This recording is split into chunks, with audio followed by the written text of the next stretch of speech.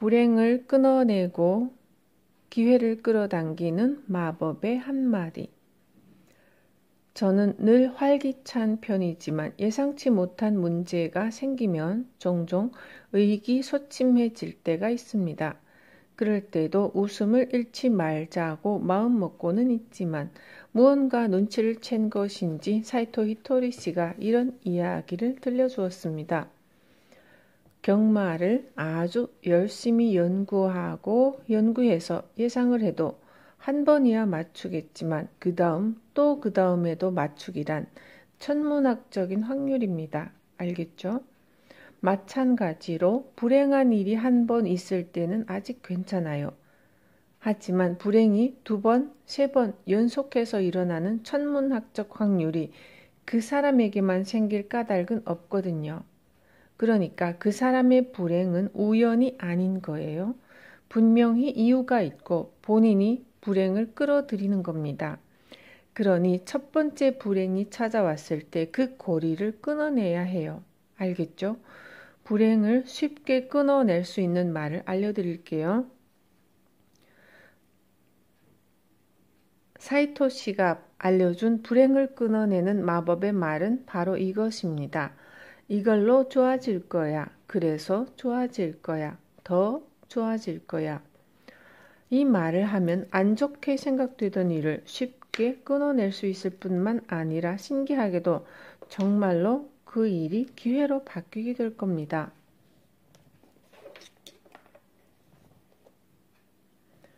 이걸로 좋아질 거야. 그래서 좋아질 거야. 더 좋아질 거야.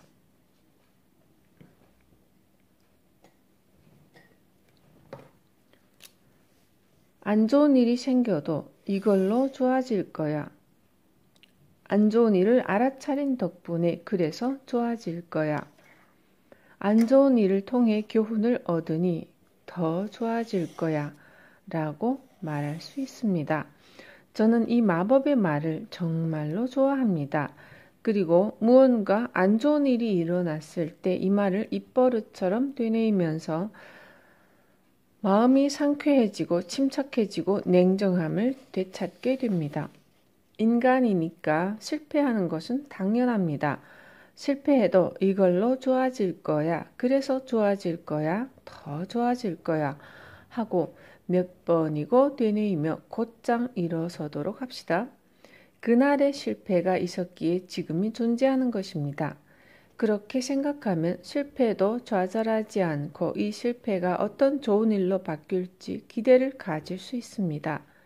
그러니 실패를 전혀 두려워할 대상이 아닙니다. 실패는 좋은 기회가 되어 당신을 다시 찾아올 테니까요. 실패는 우주가 내려준 프리패스 티켓. 혹시나 늘 염두에 두고 좋은 말버릇을 쓰는데도 안 좋은 일이 생겨요 라는 분이 계실지 모릅니다. 하지만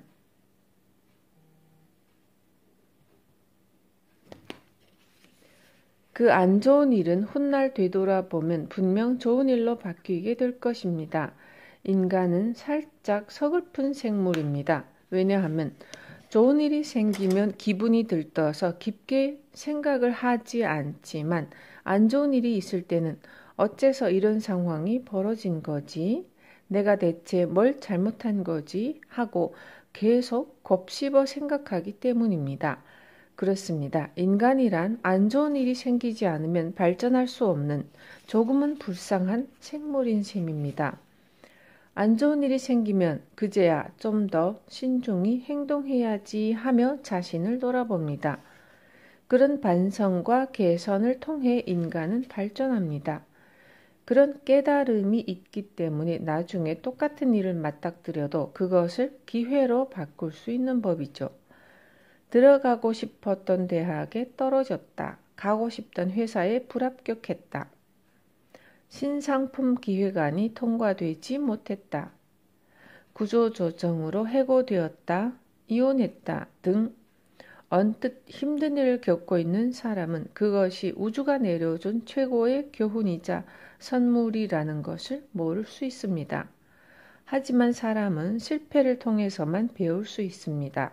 사실 실패란 우주가 우리에게 준 무한정 쓸 수 있는 프리패스 티켓과 같은 것입니다.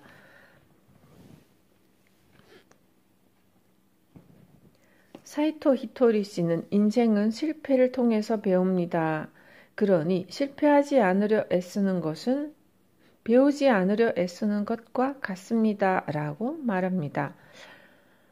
보통 부모들은 아이가 실패를 겪지 않도록 미리 이것저것 손을 써주려 하지만 아이에게 실패를 경험하게 하는 것도 부모의 사랑이라는 점을 기억하기 바랍니다. 실패한 경험이 없다면 세상은 너무도 두려운 곳이 될 겁니다. 무기도 없이 지도도 없이 맨몸으로 야생의 정글에 들어가는 것이나 다름없으니까요.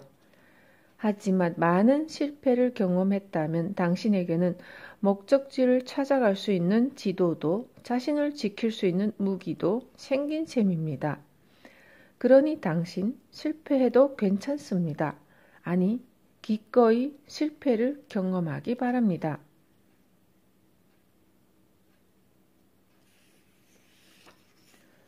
별로야 라는 말은 별로인 일을 끌어당긴다. 가끔 만나는 30대의 한 여성과 이야기를 할 기회가 있었습니다. 요즘 어떻게 지내요? 하고 제가 묻자 그녀는 진짜 별로예요. 좀 들어보세요. 라며 온갖 안 좋은 말을 늘어놓기 시작했습니다.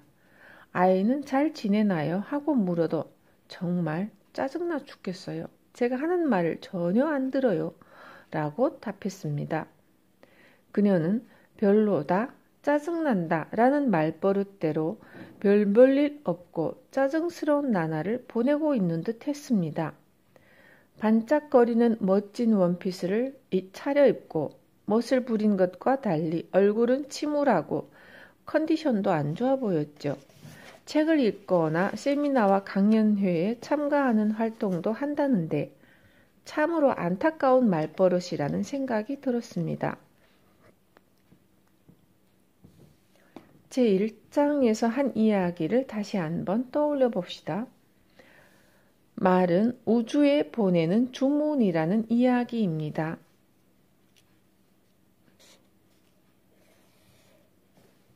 식당에서 아무리 마음속으로 카레를 먹고 싶다고 생각해도 오므라이스를 주세요 하고 주문하면 당신 앞에는 오므라이스가 놓이는 법입니다.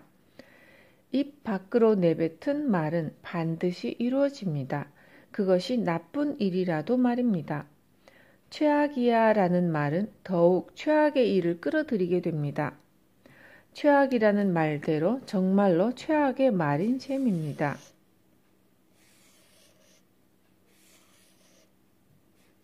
예를 들어 살짝 넘어질 뻔했을 때, 횡단보도에 서자마자 신호가 빨간색으로 바뀌었을 때, 서류에 뭔가를 잘못 썼을 때 등 사소한 일에도 짜증나 되는 일이 하나도 없네 라는 말을 달고 살지는 않는지요. 어쩌면 그런 본인의 말버릇을 아예 의식하지 못하는 사람도 많을 것입니다. 저는 넘어지고 구르고 조금 실패를 했을 때는 스포츠 경기에서 실수한 팀원을 격려하듯 괜찮아, 걱정 마 하고 제게 말합니다. 신경 쓸 것 없다고 말입니다. 실패라는 불운을 괜찮아, 걱정 마 라는 말버릇으로 일단 끊어내는 것이 중요합니다. 그렇게 곧장 기분을 전환시켜야 앞으로 나아갈 수 있으니까요. 당신에게 일어난 일은 정말로 최악인가요? 정말로 짜증나는 일인가요? 우선 그것을 먼저 생각해보고 나쁜 말버릇부터 끊어내도록 합시다.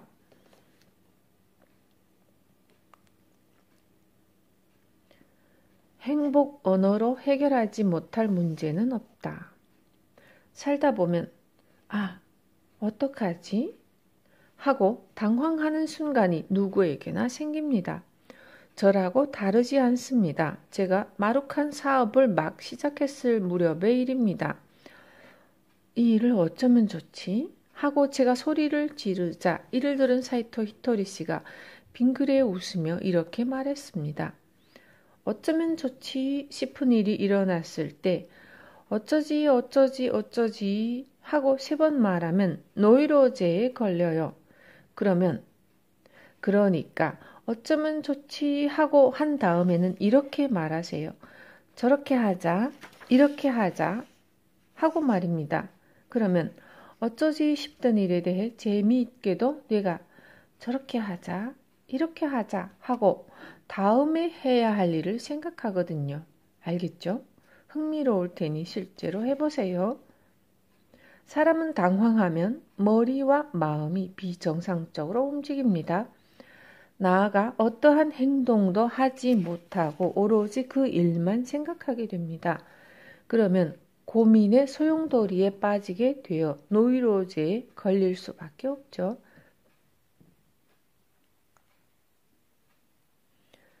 그러니 어쩌지, 어떡하지 하고 되풀이만 하면 안 됩니다. 어떡하지? 다음에는 아무런 아이디어가 떠오르지 않아도 밝게 저렇게 하자, 이렇게 하자 하고 말합시다. 분명 멋진 대책이 떠오를 것입니다. 실패해도 저렇게 하자, 이렇게 하자 하고 생각하면 한 걸음, 두 걸음 다음 방안을 찾아 앞으로 나아갈 수 있습니다. 그리고 이왕이면 이런 실패를 해서 다행이야 라는 긍정적인 단계를 이끌어내기 바랍니다. 그러려면 실패나 문제가 발생했을 때 반드시 그 일로 득을 보았다고 생각할 수 있을 때까지 저렇게 하자, 이렇게 하자 하고 말하며 다음 대책을 생각해야 합니다.